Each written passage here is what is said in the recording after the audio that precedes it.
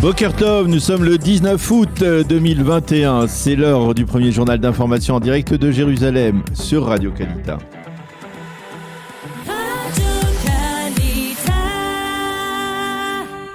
Direction nos studios à Jérusalem avec notre correspondant Daniel Haïk. Daniel, bonjour. Le Premier ministre Bennett a donné hier une conférence de presse dans laquelle il a exposé sa position et celle du gouvernement face au rebond de l'épidémie.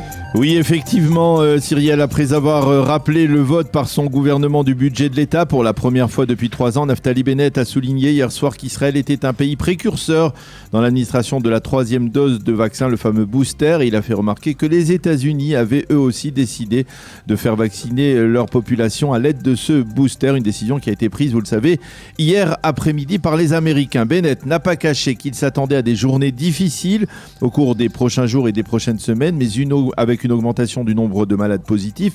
Mais il a expliqué que le seul moyen de lutter de manière efficace contre le virus était d'aller se faire vacciner. Il a indiqué que l'aspect économique de la crise était particulièrement important, que l'épidémie avait déjà coûté plus de 200 milliards de shekels à l'État d'Israël et qu'il devait tout faire pour empêcher un nouveau confinement. Le confinement ne sera que l'ultime option, a dit le Premier ministre. Il a ensuite présenté un plan gouvernemental en 3 points. Élargissement du système hospitalier pour faire face à la saturation de certains départements Corona, instauration de mesures restrictives comme les passes verts et violets et un défi ambitieux, réaliser 250 000 tests de dépistage par jour. Et justement, à propos des données, le nombre de malades graves continue d'augmenter en Israël. Oui, il frôle les 600 malades graves avec une augmentation constante au cours des derniers jours qui préoccupe d'une certaine manière les responsables des systèmes hospitaliers. Depuis le début du mois d'août, 245 malades sont décédés des suites du Covid. La commission Corona doit valider l'injection du booster pour les plus de 40 ans et Naftali Bennett a affirmé hier que dès que cela sera validé, il ira lui-même se faire vacciner. Naftali Bennett a, je vous le rappelle, 49 ans.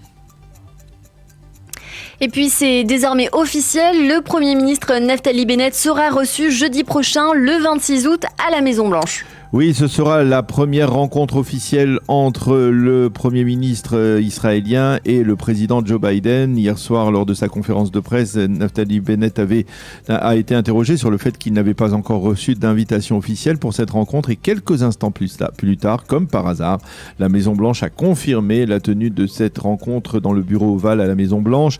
La visite de Naftali Bennett sera soumise aux mesures restrictives imposées pour lutter contre le Covid-19 aux États-Unis, au cœur de l'entretien entre les deux hommes, entre Bennett et Biden, l'Iran bien entendu, la menace représentée par le programme nucléaire de Téhéran, mais les deux leaders débattront également des grandes questions à l'ordre du jour, comme par exemple la reconquête de l'Afghanistan par les talibans.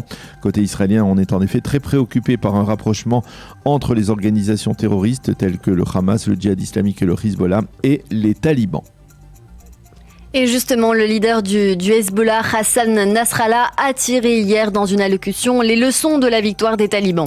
Oui, et selon Nasrallah, cette victoire reflète, je le cite, avant tout la chute morale de l'Amérique. Le monde doit prendre conscience de la prise du pouvoir par les talibans et méditer. Israël en particulier doit apprendre de l'Afghanistan que les États-Unis ne sont pas fiables, a déclaré le secrétaire général du mouvement chiite. Et plus proche de nous, des rumeurs persistantes évoquent la possibilité d'un accord entre Israël et le Hamas. Oui, mais il ne s'agit que pour l'instant que de rumeurs, pas de confirmation. La présence en Israël du chef des services de renseignement égyptien, Abbas Kamel, a contribué à ces rumeurs. Kamel tenterait de négocier actuellement un accord sur une trêve entre le mouvement terroriste, le Hamas et Israël. Autre explication, le silence du gouvernement israélien après le tir lundi d'une roquette de Gaza vers Israël. Selon des sources sécuritaires, la passivité du gouvernement pourrait s'expliquer par l'imminence d'un accord justement à ce sujet et la volonté de ne pas l'hypothéquer.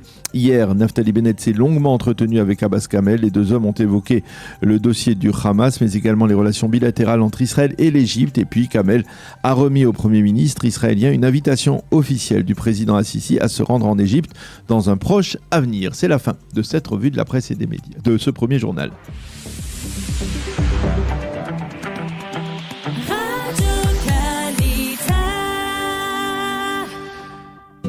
Une rapide page météo, le temps sera bien entendu ensoleillé avec un retour de la canicule en fin de semaine en Israël. Il fera aujourd'hui 30 degrés à Jérusalem, 31 à Tel Aviv et 40 degrés à Eilat.